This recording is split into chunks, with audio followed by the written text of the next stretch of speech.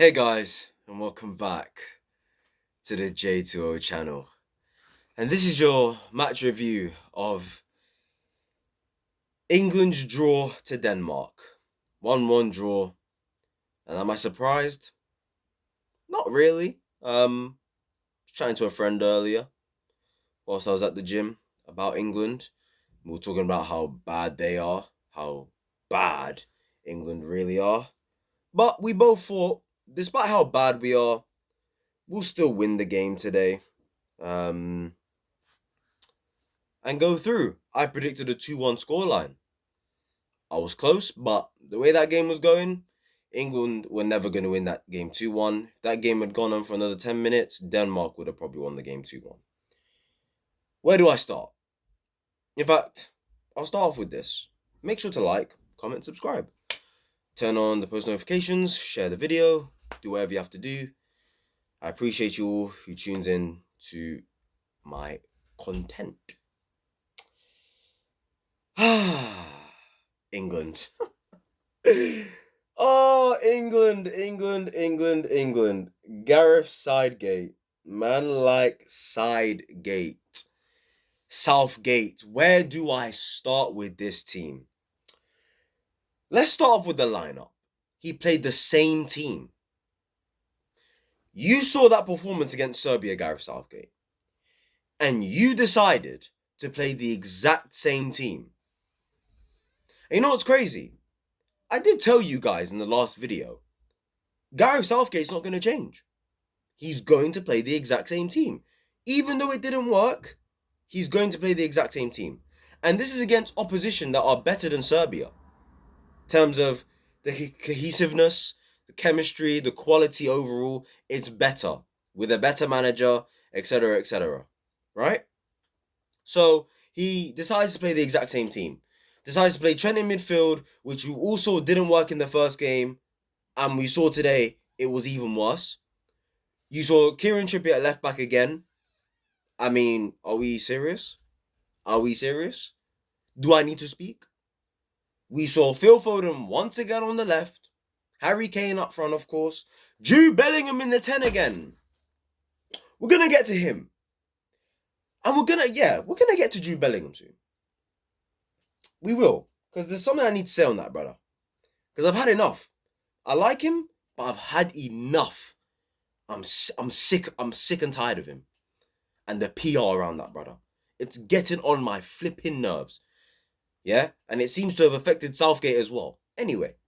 So yeah, he decides to play the same team. Kyle Walker, Stones, Gahey, Trippier, Pickford in goal, Declan Rice, Trent, Jude Bellingham, Saka, Foden, Kane. Okay. When I tell you guys, from start to finish, awful. Even when England scored, it was awful beforehand, it was awful after. And when you see the way we started that game, it just set the tone for how we played for the rest of the match. It started off with, within the first 3 to 5 minutes of the game, Trent, Trippier, and Kyle Walker were the first three players I noticed that lost the ball badly. They lost the ball in ways that I couldn't imagine. In ways that you just shouldn't be losing the ball at this level.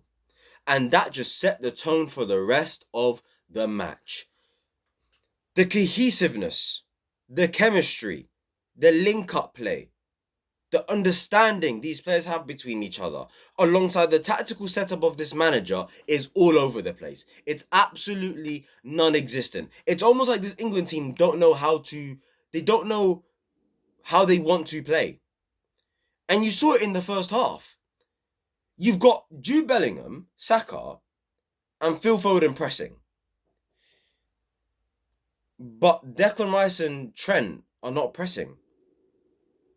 The back four are not pushing up the pitch. If you're going to press as a team, you need to close the gaps. Hence why today, Denmark had it easy. It's why Christian Eriksen had a lot of time on the ball. It's why the midfielders, Højbjerg, was running the game today. Højbjerg was probably the best player on the pitch, in my opinion, because he had so much time and space. The lack of understanding. I'm seeing Saka press. I'm seeing Jude press. I'm seeing Foden press. Kane is not pressing because Kane simply doesn't press, right? And we're going to get to Kane in a minute. This is going to be a long video. There's a lot to talk about. I'm not going to lie. We'll talk about individuals probably on a later basis, but I want to talk about the team in general because there's a lot to say from an individual perspective of these players. And I think there's a lot of topics going on about these players, and I've got something to say on that. But anyway, so you've got those three players pressing, but Declan Rice is not pressing. Trent's not pressing, which leaves a gap between the midfield and the three behind Kane, right? You've got Declan Rice and Trent who are here, and you've got Jude, Saka, and Foden here. And it leaves this huge gap you see here. And that's why it was easy for Denmark to just play through the press as much times as they did. England were even lucky to get the goal. Because Denmark were just sloppy. Their left wing back, Christensen, I think they said his name was. Not Andreas Christensen, the other one. He just lapsed in concentration. Kyle Walker's onto him. He gets the ball. Kyle Walker nearly messed up with his decision making because Kyle Walker is just washed. I mean, the guy is absolutely finished. But he puts the cross in. He nearly messed it up. It ricochets. The ball bounces. It gets to Kane. And Kane in that position doesn't miss. You're thinking England are 1-0 up. Cool. Okay, nice.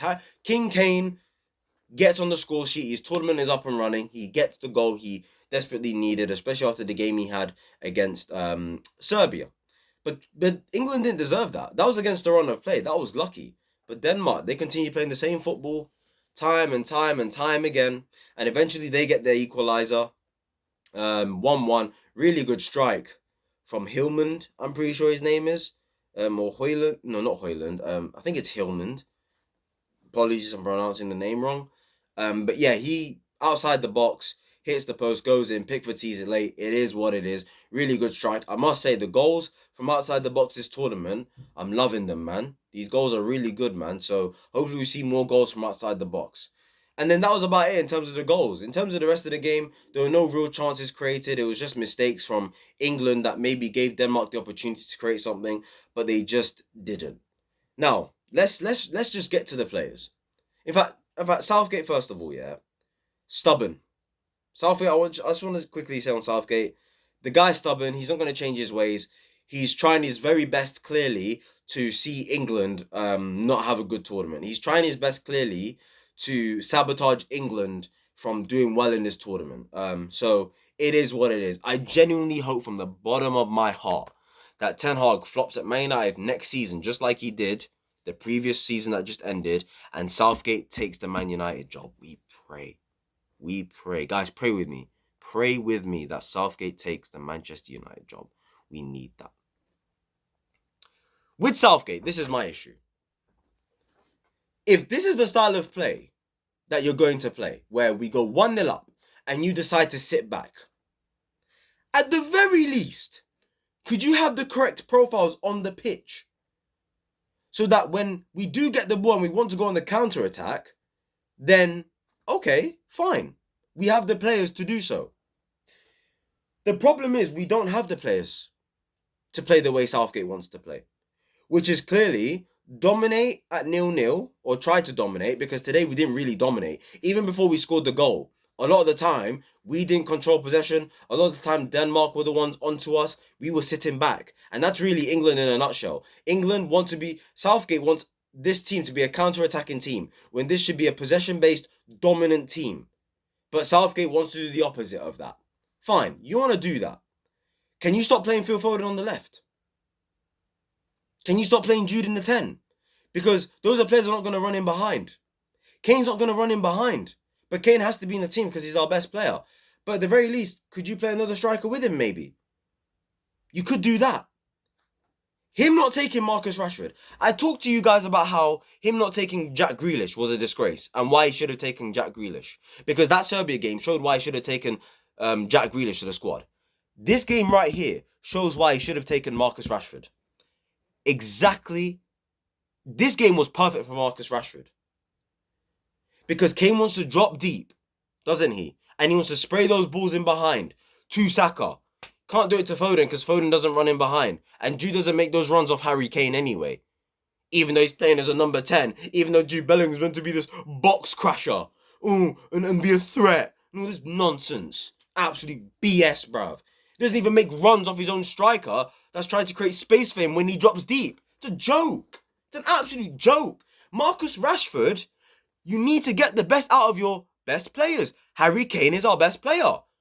So, you play Marcus Rashford, who would be able to complement Kane very well, and Kane complements him.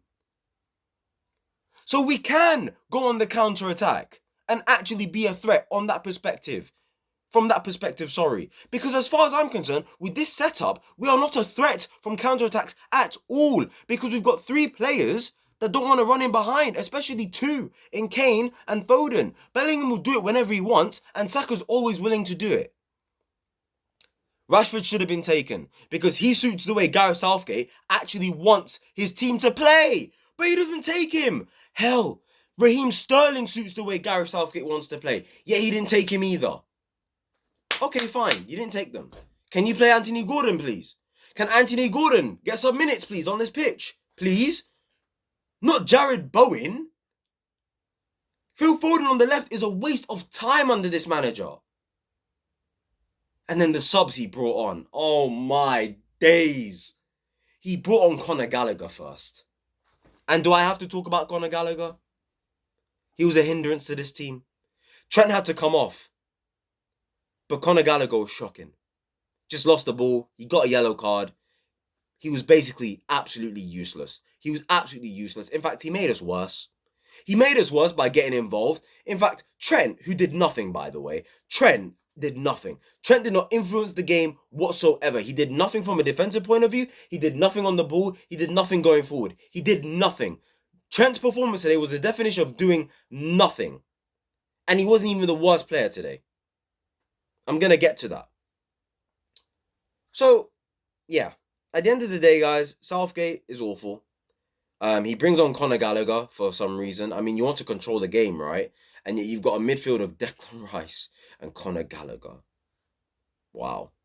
Shocking. For me, his setup, Gareth Southgate, and the players he's picked, they don't go together.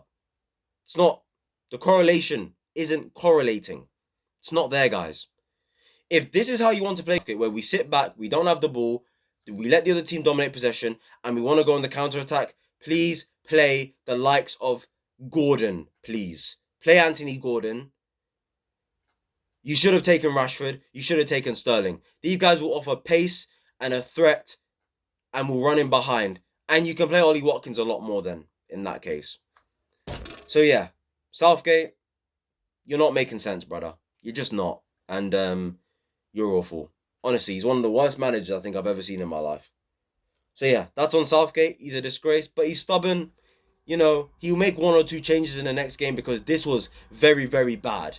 And we didn't win. So I would like to think, even though he's so stubborn, he's going to make some changes in the next game. I don't expect Trent to play in the midfield.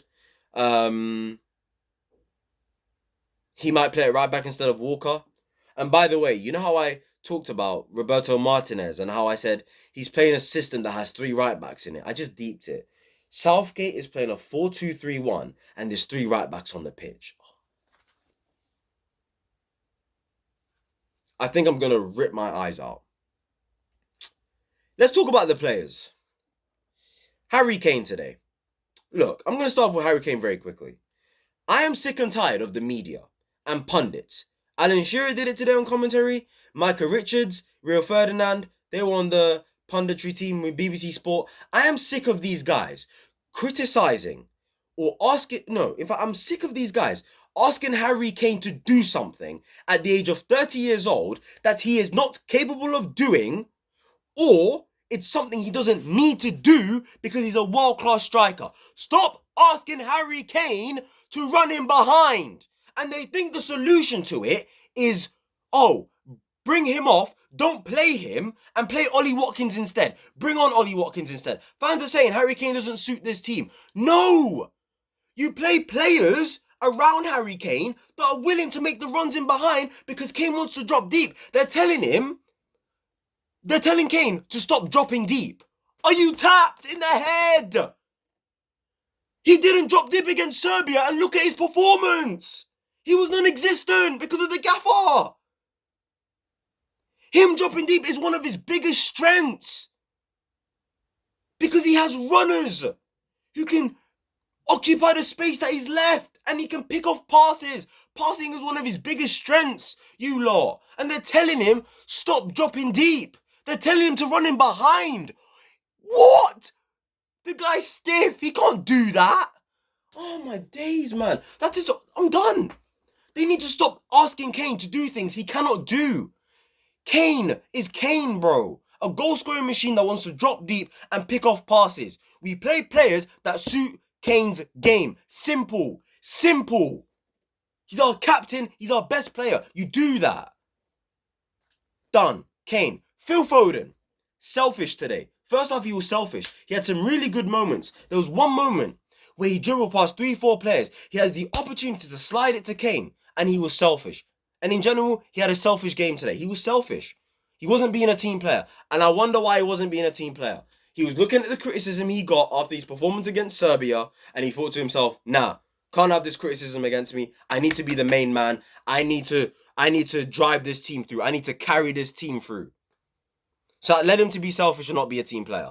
With Foden, it's as simple as this. He either plays in the 10 or doesn't play at all. Simple. It's simple. It's as simple as that. Saka, for me today, was decent in the second half, shocking first half. Jude Bellingham.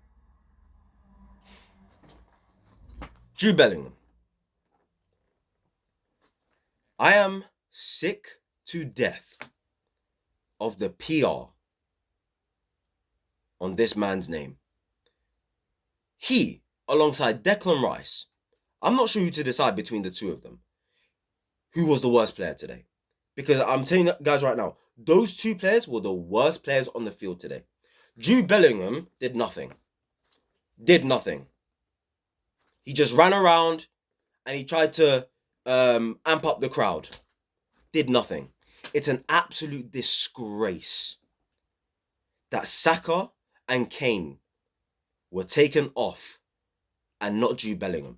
It's an absolute disgrace that Jude Bellingham, who was by far the worst player alongside Declan Rice in this team today, he was the worst player out of our 4 attacking players that we had today. He was the worst one, and he played 90 minutes? You took off Kane, who was a lot better, and he wasn't that good today? You took off Saka, who wasn't that good today, but he was a lot better? Phil Foden, who was a lot better than Bellingham? The front three, Bellingham, Saka, Kane and Foden were not good today, but they were 10 times better than Jude Bellingham. That tells you how bad Jude Bellingham was today, and he stayed on the field. Disgrace. His PR is too much. I'm sick of his PR. I like him. I think he's a top player. Bags of potential, 20 years old. He's brilliant. But goodness me, the PR, the gas, the hype on his name is getting too much now. It's getting too much. And on top of it, stop playing him in the 10. Today just showed you. His performance today showed you. Stop playing him as a number 10. He's not a number 10. He's a number 8. Play him next to Declan Rice, box to box. I already explained this in the last video. Done. Declan Rice today. Was Declan Rice playing against us? Was Declan Rice playing against us today? And you know what? As well with Declan Rice. I said this in the last video. With Declan Rice, on the ball, keep it simple, please. Nothing complicated. Short passes. That's it. The guy decided. I think Declan Rice woke up today, and I think he thought he was Tony Kroos today. I think he must have thought he was Andre Pirlo, and he must have thought he can dictate the play. The guy was on a sabotage mission today. Gave the ball. He tried to pass the ball to Gahey. It went out for a flipping corner. The amount of times this guy would get the ball and he would just pass it straight back to the Denmark defenders. He'd get pressed many times. He'd lose the ball. That time when Gahey lost the ball and Denmark could have created a chance from it, that wasn't Gahey's fault.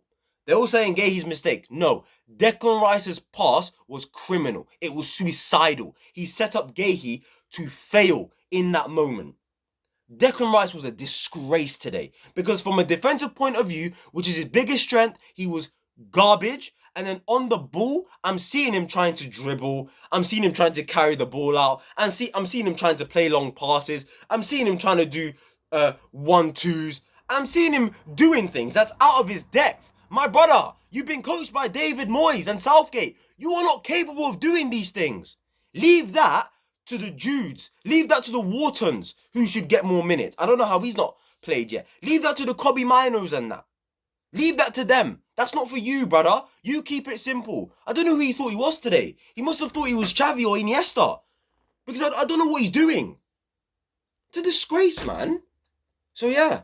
And the back four. Kyle Walker. He's washed. Simple. Trippier. Do I need to speak on this guy? Gehi. He's the only player for me that can walk out of that pitch with his chin. For somebody who's never been to an international tournament, for somebody who has the least experience out of the whole starting 11, he's really doing well for himself. And Pickford's been solid in goal too. So yeah, England are a mess. The cohesiveness, the understanding, the chemistry, alongside the structure and the plan Gareth Southgate has for these guys, they don't make sense. It's not connecting. There's no correlation to it. There's nothing to it, and it's shocking. And at this rate, they're not going past the quarterfinals, England, and they're gonna have a horrible tournament.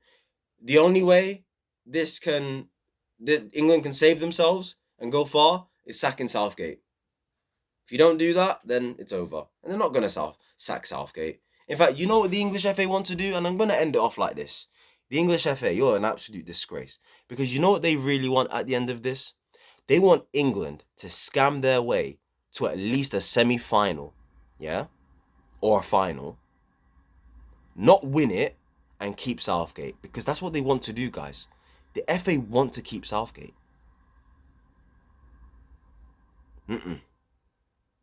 No. This is his last tournament. And then he's gone, mate. Like, comment, subscribe. I'll see you guys for Spain, Italy, where you're going to see real footballers hoop.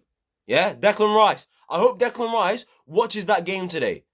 Yeah? I hope he watches Rodri. I hope he watches his teammate Jorginho. Because them men are going to show you how you dictate a game of football, mate. Anyway, like, comment, subscribe. I'll see you guys later. Peace.